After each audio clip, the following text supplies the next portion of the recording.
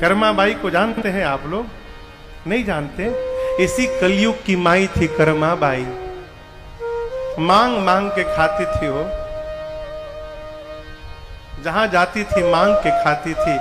एक दिन कन्हैया के मंदिर में गई, दोपहर में तो देखी कि दोपहर में पुजारी जी भोग लगा रहे थे। कर्मा माई बोली, ठाकुर जी ये पंडित आपको भूखों मार डालेगा, बताओ सुबह से आपको भूखा रखा। प्रभु यहां तो मेरा कोई अधिकार नहीं है, लेकिन तुम एक काम करना, कल सवेरे 6 बजे आ जाना, भूख लगी होती है तुमको, मैं कुछ तुमको खिला दूंगी, उसके बाद बढ़िया चकाचक यहाँ 56 भोग पाना दिन में। बोल के गई और उसको विश्वास था कि मेरा कन्हैया अवश्य आएगा। सवेरे उठी 5 बजे, नहाई भी नहीं, न आंगन साफ की, पहला काम किया खिचड़ी बनाया उसने। जैसे खिचड़ी बना के रखी, 6 बजा, दरवाजे पर एक 8 साल का बच्चा चला आया और आकर बोला, माँ जल्दी खिला दे, बहुत जोर की भूख लगी है। कर्मा बाई ने खिचड़ी खिलाया। अब ये नियम नित्य का हो गया। रोज भगवान आते थे, रोज कर्मा भाई भगवान को खिचड़ी खिलाती थी। एक दिन ठाकुर जी खा के गए, 6:30 बजा होगा, कर्मा बाई बर्तन साफ करी थी, तब तक एक महात्मा गुजरे। महात्मा बोले, इतने सुबह सुबह भोजन कर लिया इसने? बोले, अरे माई इतने सवेरे सवेरे तू खा ली? बोले, मैं नहीं खाई, वो कन्हैया आया था ना भोजन करने। अब महात्मा बोले, हाँ तुम बहुत बड़ी भक्तन हो गई, भगवान तुम्हारे यहाँ भोजन करने आएंगे। और तू भगवान को खिलाती तो ऐसे खिलाती है? अभी तूने स्वयं स्नान नहीं किया है, तेरा आंगन गंदा पड़ा हुआ है, बर्तन जूठे पड़े हैं। माई बोली, प्रभु हमें कुछ पता नहीं कि कैसे करना चाहिए, क्या क्या करना चाहिए। महात्मा बोले, पहले तू स्वयं नहाना, आंगन को साफ करना, लीपना आंगन को, बर्तन साफ करना, फिर साफ सुथरा करके फिर भोजन बनाना। बोली कल से करूंगी। अगले दिन उठी, साफ सफाई करने में ही समय हो गया, खिचड़ी बनाए नहीं था, तब तक भगवान चले आए। अब बोले, माँ जल्दी खिला। माई बनाई नहीं तो क्या खिलाएगी? जल्दी जल्दी बनाई। उधर पंडित जी महाराज मंदिर का पट खोलने के लिए घंटा पीट रहे हैं कि अब पट खोला जाएगा। भगवान अभी 2 ही 3 कौर खाए थे, जैसे देखे कि पंडित जी पट खोलने वाले हैं, अब मंदिर से मैं गायब हूं, भगवान तुरंत भागे।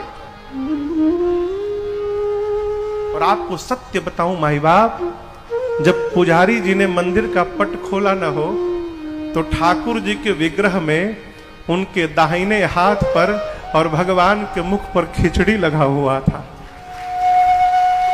मंदिर में पुजारी जी की मति घूम गई। रात को स्वप्न दिया भगवान ने पुजारी जी को, कहा किसी से कहिएगा मत, मैं नित्य कर्मा माई के पास खिचड़ी खाने जाता हूं।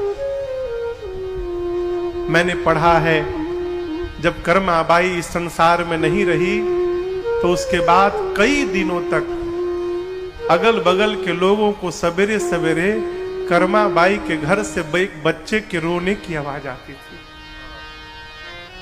कई दिनों तक भगवान जाते थे, खिचड़ी नहीं मिलती थी तो भगवान रोते थे। और वही खिचड़ी है कि आज भी श्री जगन्नाथपुरी में 56 भोग लगे चाहे न लगे, लेकिन जगन्नाथ भगवान को आज भी कर्मा बाई की खिचड़ी खिलाई जाती है और नित्य खिलाई जाती है। आपसे कहूं, एकादशी के दिन चावल छूना भी पाप है, खाना तो बहुत दूर। एकादशी के दिन ठाकुर जी की सेवा होती तो तिलक करके चावल नहीं लगाया जाता। केवल धरती पर एक स्थान है जहां एकादशी को भी कैद खाने में डाल दिया गया है, वो है जगन्नाथपुरी।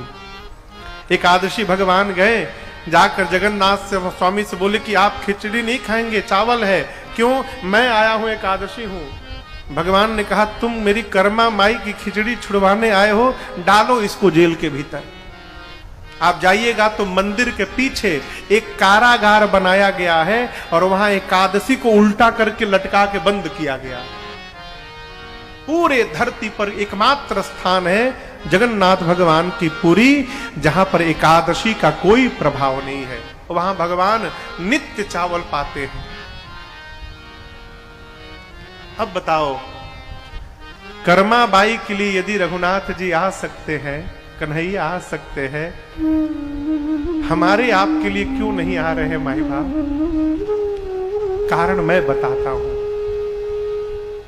कर्मा ने जीवन में भगवान से कभी कुछ मांगा नहीं हो, लुटाती ही रही अपना।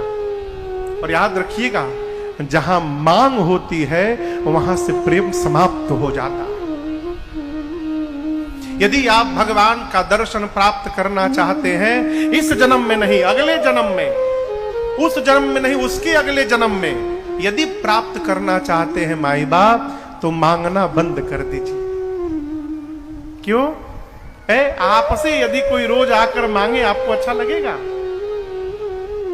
आपको यदि रोज मांगा जाए तो आपको अच्छा नहीं लगता।